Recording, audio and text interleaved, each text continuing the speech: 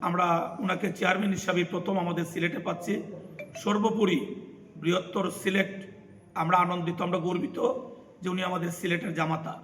অতএব আমরা আমাদের জামাতাকে, আমাদের দুলাভাইকে আমরা দল তরুণরা বরণ করার জন্য অধীর আগ্রহ অপেক্ষা করছে।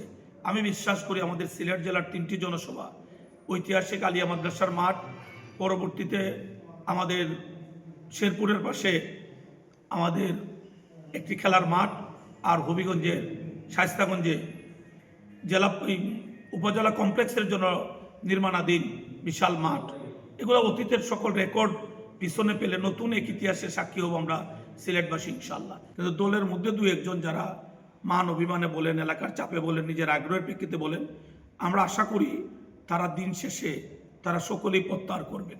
কারণ প্রতিটা মানুষ অনেক কষ্ট করেছেন, 40 বছরের বেশিও সময় অনেকেই দলের পুরাতন কর্মী হিসাবে কাজ করছেন।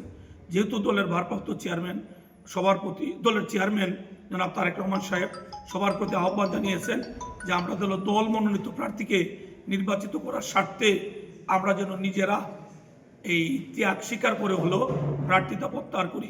ইতিমধ্যে সারা বাংলাদেশের অনেক ভিভিআইপি প্রার্থী, হেভিওয়েট প্রার্থী প্রত্যাহার করেছেন। আমি বিশ্বাস করি 19 তারিখ প্রার্থিতা প্রত্যাহারের শেষ দিন, এর মধ্যেই আমাদের দলের সকলেই প্রত্যাহার করবেন, এটা আমার বিশ্বাস।